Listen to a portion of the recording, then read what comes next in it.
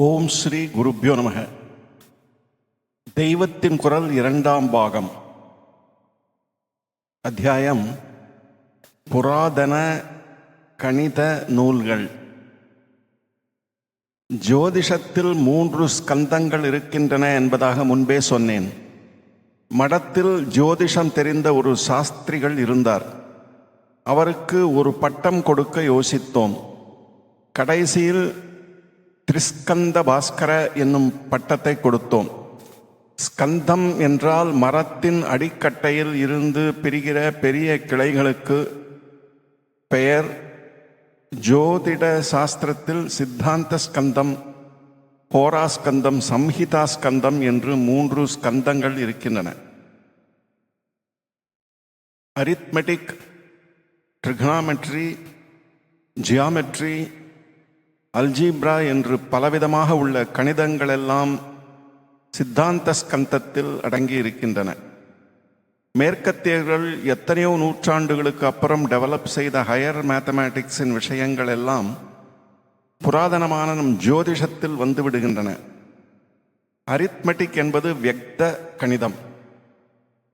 எண்களை தெளிவாக கொடுத்து பலன் கேட்பது வியக்த கணிதம்.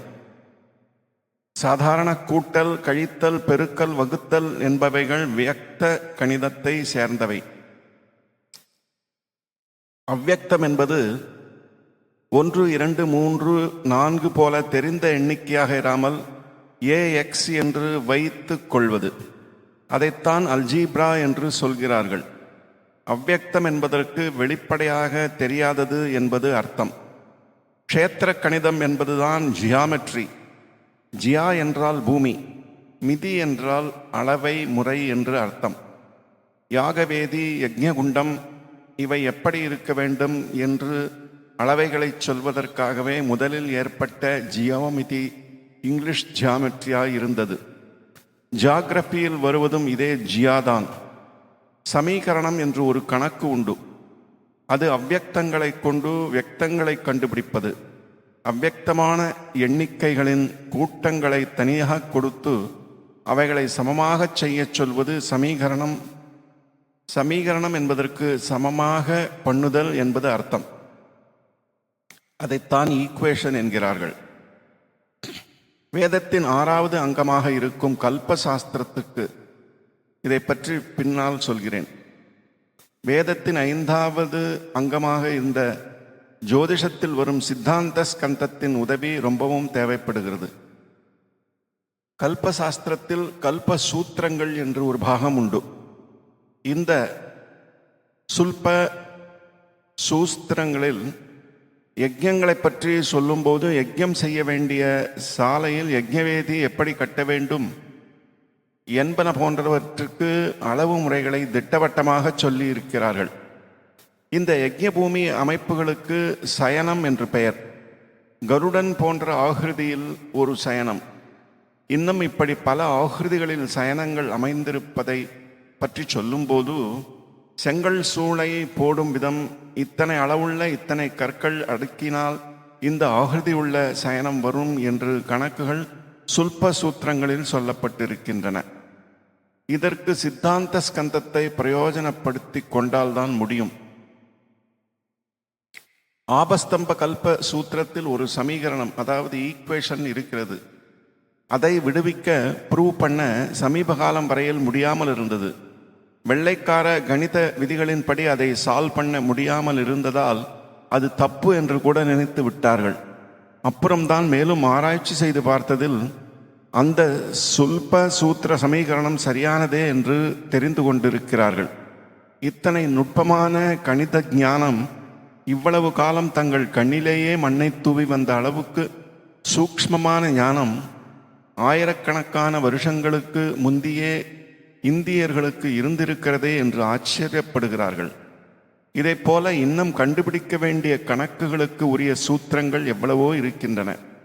இந்த சமீகரணங்களும் அளவுகளும் சித்தாந்த ஸ்கந்தத்தின் உதவியால் நிரூபணம் செய்ய வேண்டியவையாகும்.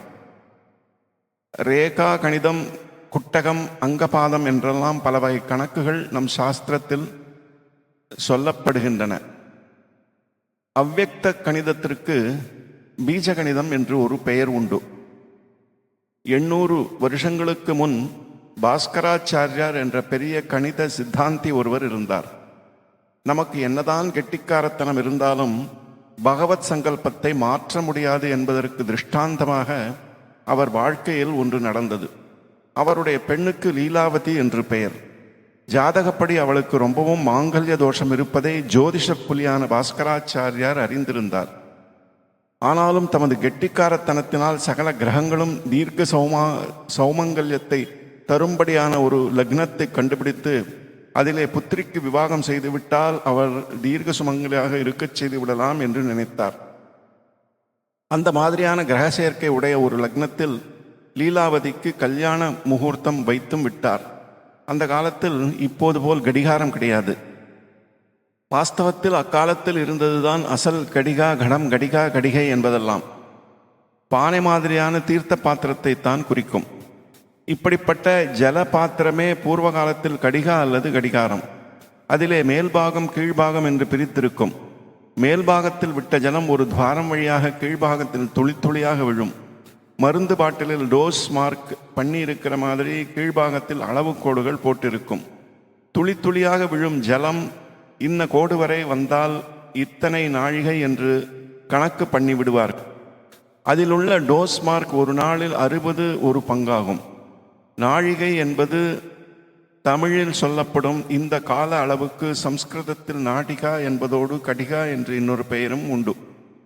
அது 24 நிமிஷம் கொண்டது. வாட்டர் கிளாக், வாட்டர் கிளாஸ் என்று இங்கிலீஷிலும் சொல்வார்கள். ஜலம் சீதோஷ்ணத்தை பொறுத்து இவாப்பரேட், அதாவது ஆவி ஆவதால் இதில் ஏதாவது தப்பு கணக்கு வரும் என்று ஜலத்துளிக்கு பதிலாக எவாப்பரேட் ஆகாத மண் துகள்கள் விழுகிற மாதிரி செய்யும் கடிகாரத்திற்கு அவர் கிளாஸ் என்று பெயர்.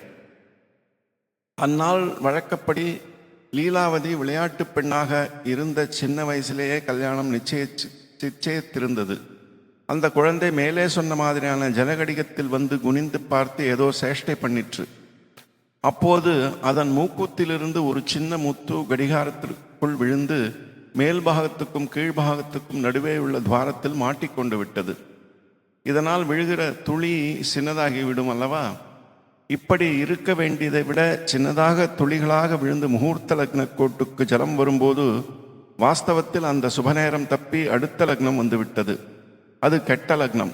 அந்த லக்னத்தில் விவாகமானதால் லீலாவதி ஜாதகப்படியே ரொம்பவும் பிஞ்சு வயசிலேயே பதியை இழந்து விட்டாள்.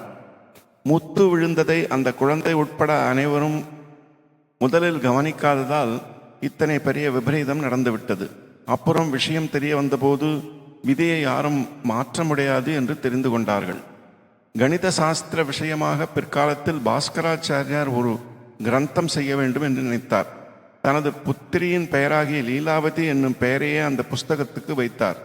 சின்ன வயசில் விதவையாகி தம்மிடம் வந்துவிட்ட புத்திரி லீலாவதியை கணிதத்தில் பண்டிதையாக்கி அவள் பெயரிலேயே தம் புஸ்தகத்தை எழுதினார். சாதாரணமாக ஒரு பரம்பரையில் பாட்டி முப்பாட்டிகளின் பெயரை குழந்தைக்கு வைத்து அவர்களுடைய நினைவை நீடிக்கச் செய்கிறார் அல்லவா? பாஸ்கராச்சாரியாரோ என்ன பண்ணினார் என்றால், குழந்தையே பெறாத தம்முடைய குழந்தை கணித மாணாக்கராக பரம்பரை முழுவதற்கும் ஒரு ஆதி பாட்டியாக சிரஞ்சீவித்துவம் பெறும்படி தம்முடைய புஸ்தகத்திற்கே லீலாவதி கணிதம் என்று அவள் பெயரை சூட்டிவிட்டார். அதில் வியக்த கணிதம், பீஜ கணிதம் முதலிய பல வகை கணிதங்கள் இருக்கின்றன. லீலாவதி கணக்குகள் கதை மாதிரியும் விடுகதை மாதிரியும் கவிதை மாதிரியும் சுவாரஸ்யமாகவும் இருக்கும். கிரகஸ்திதிகள், கிரகங்களின் கதிகள் முதலியவற்றை நிர்ணயிப்பதற்கு உபயோகமாக சித்தாந்த சிரோமணி என்ற ஒரு கிரந்தத்தையும் பாஸ்கராச்சாரியார் எழுதியிருக்கிறார். பிராச்சீன லேகமாலை என்னும் பழைய சாசனங்களின் தொகுப்பான புஸ்தகத்தில் உள்ள ஒரு சாசனத்தால் பூர்வ காலத்தில் பாஸ்கராச்சாரியாருடைய கிரந்தங்களை பிரச்சாரப்படுத்துவதற்காக கூர்ஜர, அதாவது குஜராத் தேசத்திலிருந்து சிங்கணன் என்னும் அரசன் மானியம் விட்டிருந்தான் என்று தெரிய வருகிறது.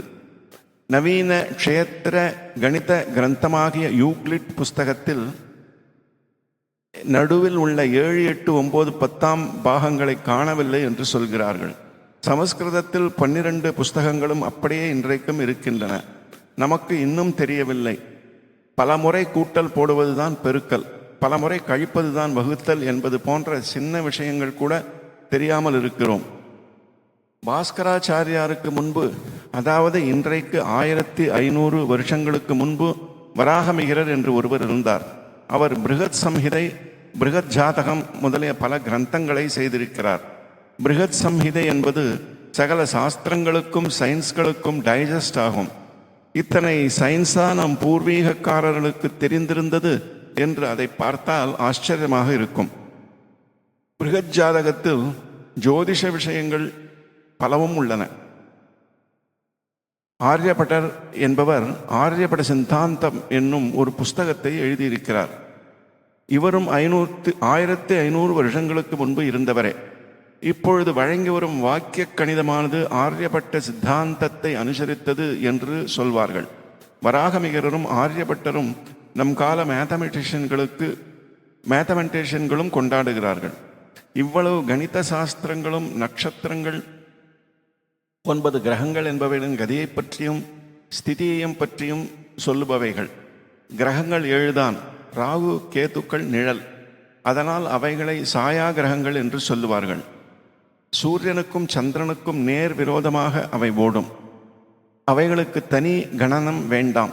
சூரிய சந்திரர்களுக்கான கணனத்தின் விபரீத, அதாவது தலைகீழ் கணனமே அவைகளுக்குரிய கணனமாகும்.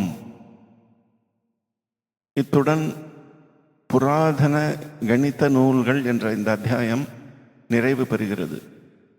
ஓம் சாந்தி சாந்தி சாந்தி.